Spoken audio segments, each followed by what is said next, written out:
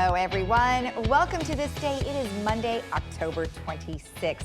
Now, we have one meeting to tell you about this morning. It will be at 9:30 a.m., and it is the third Architectural Control and Standards Committee meeting.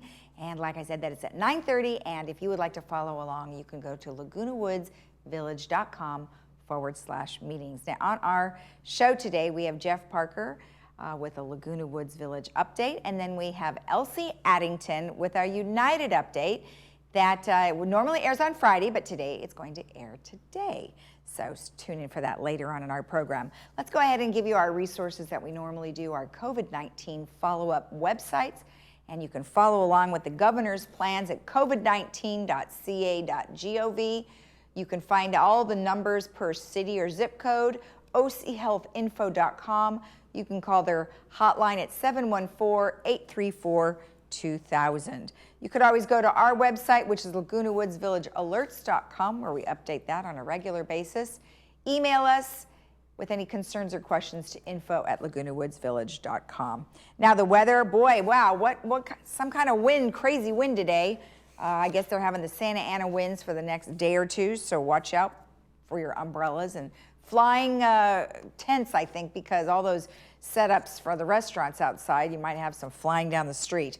So today we're looking at 67.58, tomorrow 73.55, Wednesday 77.58, Thursday 77.60, and by the weekend we start another little heat up, 78.59. Now our sunrise this morning was late, 7:05. And the sunset will be at 6:04. Now, what a lovely photo sent in by Christina Dixon. Thank you so much, Christina. Really cool how you got so close to that. So thank you so much for sending that in. And if you have a cool picture of animals or something in your community that you would like to share with us, we are focusing on animals this week. So hopefully send me something of your animal, maybe in a Halloween costume. I'm totally looking for that this week. Send it to lagunawoodsvillagetv@gmail.com. All right, when we come back, we will have Jeff Parker with a Laguna Woods update. Stay tuned.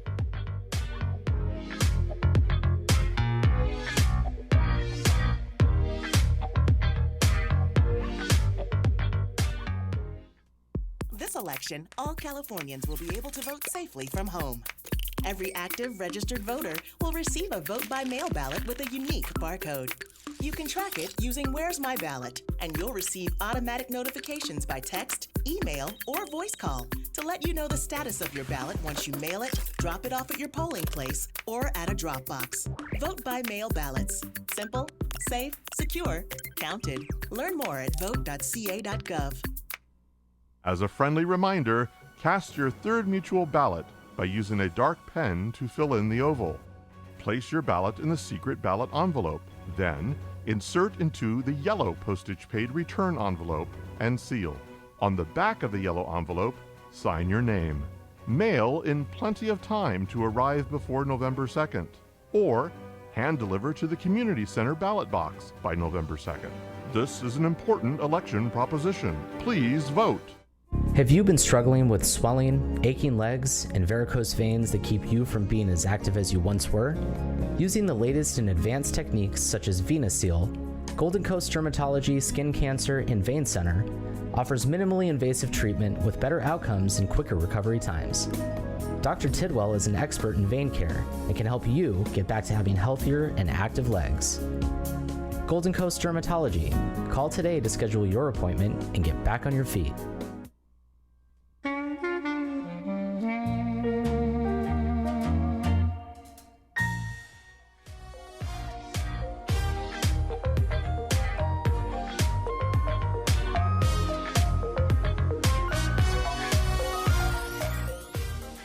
Back where we have Jeff here who's going to give us some new numbers for COVID and a couple of other things on our internal outage that we had here over the last couple of weeks, actually. Right. So good news is on the horizon for that. I think so. Good. All right. Well, welcome. Good nice. morning Happy to Monday. So we've got a few new numbers to share with people regarding COVID numbers. And as I think we've talked in the past, California really isn't doing nearly as bad, it would seem, as some other states now that we've been hearing about over the last couple of days. Yeah, just recently the numbers throughout the East Coast and especially the Midwest have seen big numbers. And so on Saturday and Sunday, they actually hit in the 80,000 number of cases throughout the United States, which is the highest numbers since going back to the very beginning when we were calculating these cases. So I don't know if that's, East Coast has gotten some cold weather already. I don't know if it's part of that, but it's something for us here in California to be very careful about and to be conscious of and continue to wear our mask and social distance, because that seems to be the one thing that's working right now as they work very hard to get a vaccine. Obviously. Right, and as the weather changes, as I was mentioning today, the wind was so extraordinary that you could see some of the tents outside of the restaurants were all like a little ball. And so those will be challenges going forward if they're going to try and still have outdoor seating. It is, and in a windy environment, nobody really knows, does that transmit it easier? Who knows, type of thing. But that wind is dangerous out there, and be cautious of, especially being careful with regards to fire danger, because it's out there. Woke up this morning very smoky where I was at because Santiago Canyon's got a fire. So, oh, I didn't know that. Yeah, okay. So they're battling it right away, but it had all shifted down into the rest of Orange County. So very smoky this morning. Okay. Yeah, so to COVID-19 in particular, 247 cases in Orange County. Again, we've been staying in that 240, 250 range now. Unfortunately, we were down below 200 there for a while, so we've stayed in the number of cases that were up there. Unfortunately, there's 3 additional deaths reported. So if you look at those deaths, we had last week, we had 11 and 11, and then now 3. Again, the importance there is that 2 of the residents that unfortunately passed away were just living in normal housing, and 1 was in skilled nursing.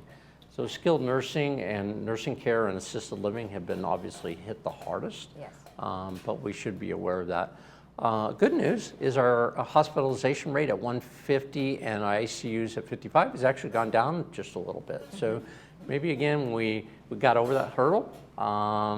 Even though the cases are 247, maybe these are more I'd not say benign cases, but certainly the lower level cases and aren't needing the hospitalization. Right. That's a good thing. Exactly. When it goes to our big numbers, though, we're still up in that red category in substantial, tier 2, and that's 4.6 on our daily rate, and then health equity quartile positively rate, that's at 5%, and that needs, again, those both need to get into to get to that moderate, we got to get below 4. So, they added something here. Yeah, that's the new one on that health equity got it, okay. quartile. Gotcha. A part of that is, again, going back to, I mentioned to you that one of the things that they're looking at is not just the average for Orange County, but also looking at specific areas in Orange County that have higher rates and making sure that they get those rates down, not just an average, because you could have some areas like the Village that has a very low average, can pull down the average, which is good. Yeah. But it could be telling a false statement that in Orange County you don't have it anymore, or you got a moderate, which isn't quite the case, because we have some areas that are still up in that widespread situation. Right, and then we're still looking at 4.6%. So we're not moving out of the red anytime soon until we can see that go way down. Doesn't look like it. Yeah. The tests are still going well, as the amount of tests that are being done. So that's a good news. So we want to continue to get people tested. More data, the better results that we have knowledgeable about. So that's a very positive thing. So we're over 1 million cumulative tests that have been done in the county. So that shows you a lot of tests have been done. So that's real positive from that perspective. Right. And behind the scenes, there are quite a few companies that are pushing a lot of the testing. And I read last week that there was a few front runners that are really producing a lot more. So they've combined a couple different companies together to really make sure some of these tests are readily available. And Orange County Health is still doing the big, what I'll call mega test places, like up in Anaheim at the Anaheim Convention Center, and they were looking at the Honda Center and those places as large areas, so they can do large number of testing. So that's really good. Yeah, and then of course you can always find that information at ochealthinfo.com, and there is a little click in the middle there that you Exactly. can click on testing sites, so it'll tell you where they all are. So. And there's a lot of good data on those websites. So if you have any questions with regards to what's going on in the state as well as the county, it's a good place to go. Exactly. All right, well, good. Well, hopefully we'll continue to have maybe better information as the weeks go on. At least that's what we hope for. Right. And then regarding our internal network outage, you have additional information. Yeah, well, the good news is we had that network outage last week. We obviously, our IT department and everybody working very hard to get everything back up. So our phones are back up, our emails are back up. Those are the two that were severely impacted right away. In our maintenance scheduling system is still being worked on to get that up. So you'll be able to mail in your request. We'll be able to log that in with regards to our work plan and get that out to our troops. Right now, their computerized scheduling system is still down, so we'll be doing it manually or through spreadsheets. But you can at least contact us. I want to make sure people can, use their the resident services email and also call resident services. Mondays are always kind of a hectic day with people calling in over the weekend. I had this problem or this problem. Right. So I would ask for our residents to be aware of that. If you can wait till tomorrow to call in or email, it will make us more efficient in getting through today's workload. Right. And then also on our financial recreation, all of that's good to go. We had that up last Friday actually. Right. And so all of those activities with regards to registering for classes or golf or pickleball, any of that stuff's still good to go. And our financial services is back up. Gosh, good to know, because I know that was quite a struggle there for a little while, and it's scary when something like that happens because you just don't know where everything is. And we continue to work on it very diligently, and hopefully by the end of this week we'll have everything back to what I'll call the new normal, I guess. The new normal, yeah, no kidding. We were just talking about that. So, all right, well, good stuff. Thank you very much, and we'll see you again on Friday. Sounds great. Thank you, Lisa. All right. And stay tuned, because Elsie Addington is going to give me a quiz on my knowledge of the voting. So stay tuned.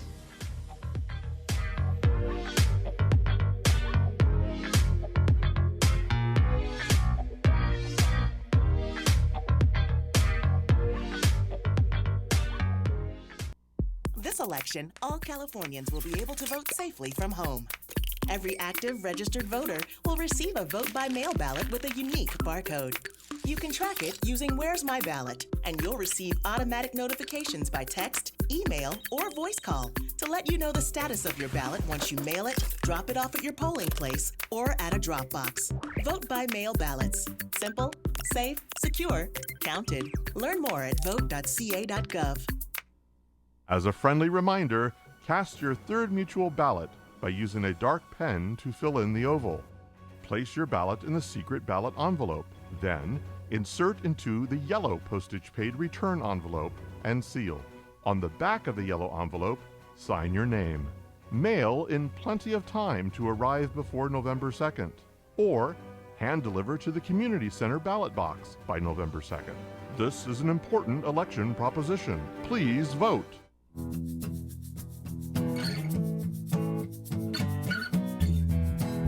Welcome back. Well, today I am joined by Elsie Addington, who is here on behalf of United. Now, we've been talking a lot about the ballot measure, and I know you are here to drive home that message one last time. So, Elsie, thank you for joining us.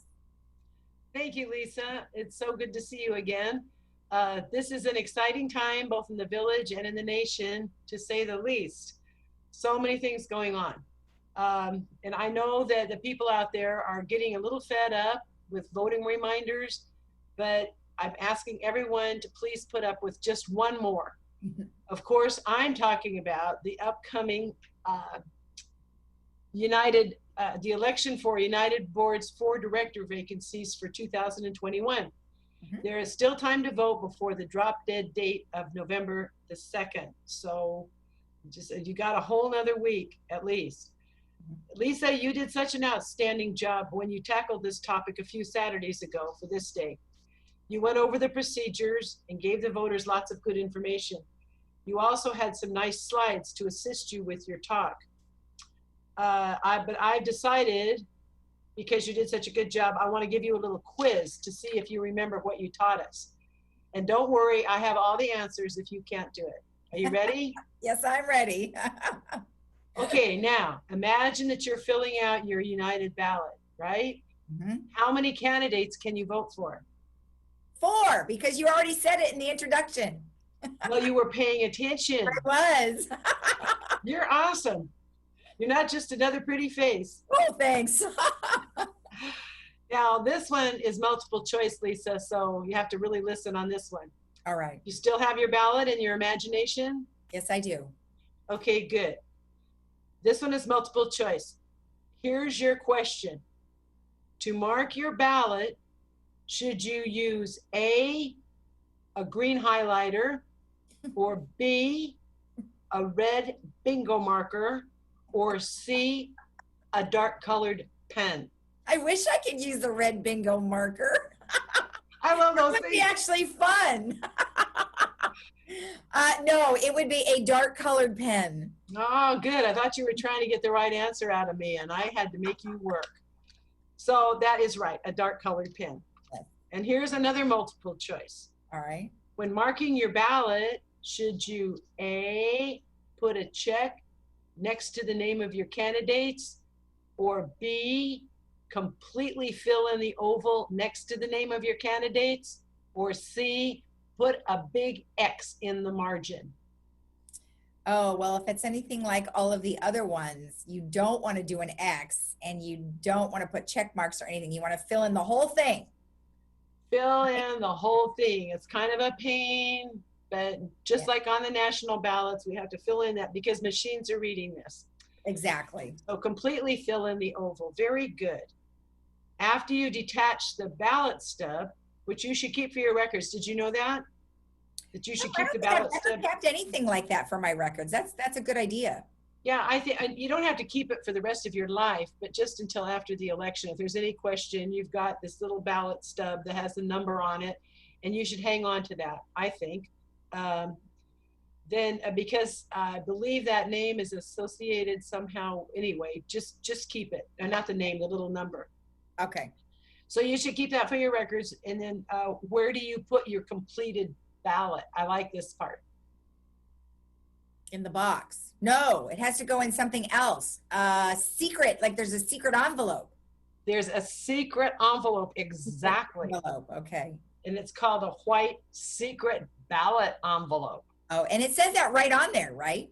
It does. It says secret ballot envelope right on it. Well, it's not much of a secret. Well, yeah. But I like the way it sounds. It's like, makes me think of 007 or something.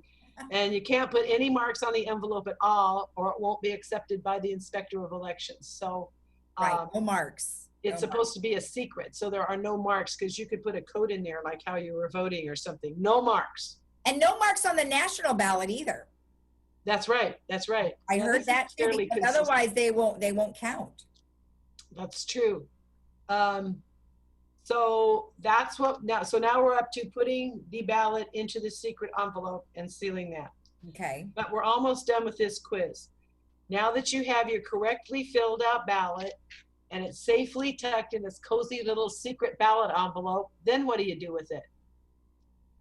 Well, then you have to mail it somewhere. So you have to put it in another envelope.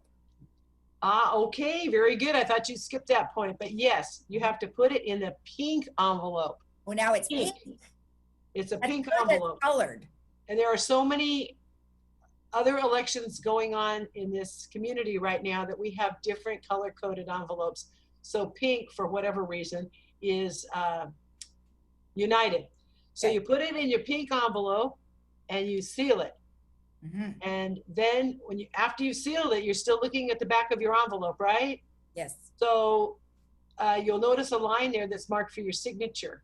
Now, this is a very important step, Lisa, because if you remember, last election, over 500 people in United forgot to do that one thing. So we don't know if they did the rest of it correctly or not, because if the back of that pink envelope isn't signed, they'll never open it up to find the secret ballot envelope.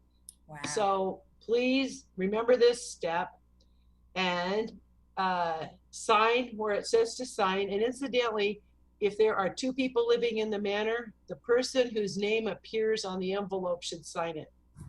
Okay, like for instance, my husband and I are both on the certificate, but for whatever reason, probably because I'm prettier, they put my name on it and I sign it, not my husband, because he's not pretty.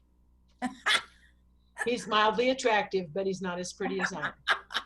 So make sure you sign your name on the back of that envelope, and so the Inspector of Elections can check that you are a qualified voter in United Mutual. And after they do, they will remove the secret ballot envelope and put it with the other envelopes for opening up and counting later. Okay. And again, make sure you don't put any other markings on the pink envelope, just your signature. This is like finding my manor. It's easy to find if you know exactly where to go. If you do the right thing every time, you'll come exactly to my manor. And this is an easy process. You just have to do it right the first time, because it's the only time. Exactly. So make sure you don't put any markings on that pink envelope except for your signature, which is crucial. Right. Now, go ahead. I'm sorry. No, I was just going to say, so I know there's a deadline that we need to make sure we meet. There is, and it's getting really close. So if you're going to mail your ballot, please, now this is mail as in mail, using the post office. And if you're going to mail your ballot, either put it in the mailbox. There are mailboxes around the city and around the village. Put it in a USPS mailbox, or have your carrier get it from your manor, how you put it in your slot on your door, and your carrier hopefully will come and take it away. They will come and take it away. Or you can take it to the post office, and we have a little post office and the big post office. But you must do that by October 28th to make sure that it gets to the community center in time. Okay. But if you don't want to do that, or if you just feel like getting out of the house, you can drop it at the ballot collection box, which is located in front of the community center. And the community center, for those of you that don't know, if you're new, the community center is located at 24351 El Toro Boulevard. It's right across from Stater Brothers, across the highway from the Stater Brothers, in that little, well, it's not so little. There's a complex right across from the Stater Brothers, next to the Ayers Hotel. Yes. And there'll be a ballot collection box out in front of the community center until, well, I'll tell you the dates. For this option, you have until 5 p.m. on November the 2nd. So that box will be there until 5 p.m. on November the 2nd. So you can either use the post office, but make sure you do it by October 28th. I mean, it probably will just go the next day, but you don't want to take any chances. Right. So October 28th for the post office, or November the 2nd at 5 p.m. on Monday, November the 2nd, at the ballot drop-off box at the community center. And then on November the 3rd, the ballots will be counted. Right. Perfect. Now, what happens if I lose a ballot? What do you do then? Well, I'm glad you asked that question, Lisa. If you've lost your ballot, or the cat used it for, a toy, or the dog ate it, you can call the Inspector of Elections for a duplicate ballot request. And I'm going to give that phone number for you if you grab a pencil, all you folks at home. And otherwise, you can watch the rerun of this, which I'm sure will show a couple times on Channel 6. We love Channel 6, TV 6. And okay, if you're ready with your pencil now, it's area code 855-240-0363. That's area code 855-240-0363. And that number is available 24/7. So if you've lost your, and sometimes they get thrown away by accident. There's a lot of reasons why you might have lost your ballot. And don't worry, you can replace it at that phone number I just gave, which again is 855-240-0363. Well, Lisa, you obviously know how to vote, so all we have to do is get you to move to the village and you can vote. But then you couldn't be on Channel 6 and we would miss you too much, so I guess that's a bad idea. And plus, you're obviously way too young to move here. You're too kind. Well, no, I'm not. You're adorable. So thank you so much, Lisa. And thank all of you out there in television land who are taking the time to vote for your volunteer directors, who want to give something back to this wonderful village that we call home. And you can give something back too by voting. And remember, if you don't vote, you can't complain. And we all know how much people in the village love to complain. So if you don't vote, you can't complain. There you Thank go. you, I mean, Lisa. it's a tough job, and I like the way you said it's volunteer. Yeah. I've been on many volunteer directors and boards and things like that over time, and it's a tough job. So we thank you all for doing that job. Thank you so much, Lisa. All right, Elsie, nice to see you. We'll talk again. Nice to see you. Bye-bye. Bye-bye. And we'll be right back after this.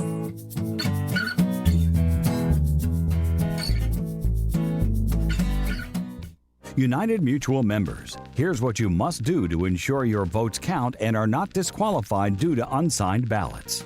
With a black or dark pen, fill in the oval to the right of the candidate's name. Do not mark an X or a check mark or your vote may not count. Place your ballot in the secret ballot envelope and seal. Do not write on this envelope. Insert the secret ballot envelope into the pink postage paid return envelope addressed to United Laguna Woods Mutual and seal. On the back of the pink postage paid return envelope, provide your address and signature on the signature line and mail.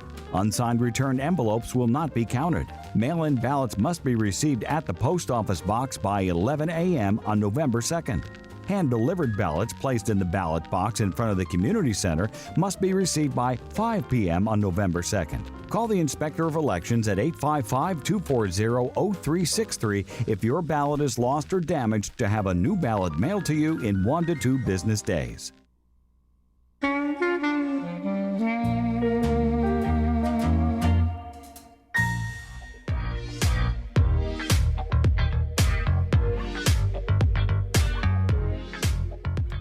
Today is Black Panther, very action-packed Marvel movie.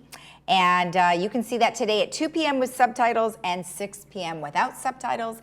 And that is brought to you by Irvine Clinical Research. That's all the time we have for today. We can leave you with our temperatures for the week, but it's not going to be too hot until the weekend. We are starting a heat up. Have a great day in the village today. Happy Monday. Stay safe, and we'll see you again tomorrow. Bye-bye.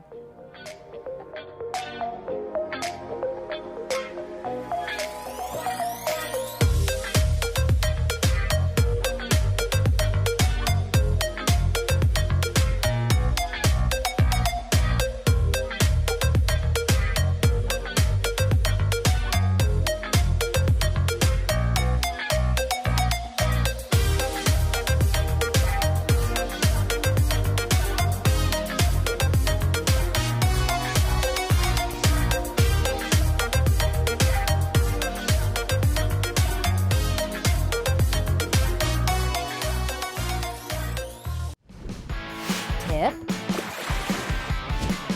toss, take action. Don't give mosquitoes a fighting chance.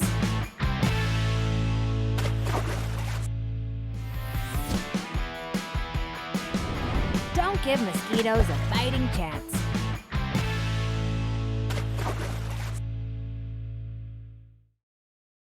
There are everyday actions to help prevent the spread of respiratory diseases. Wash your hands. Avoid close contact with people who are sick. Avoid touching your eyes, nose, and mouth. Stay home when you are sick. Cover your cough or sneeze. Clean and disinfect frequently touched objects with household cleaning spray. For more information, visit cdc.gov/COVID-19. This message brought to you by the National Association of Broadcasters and this station.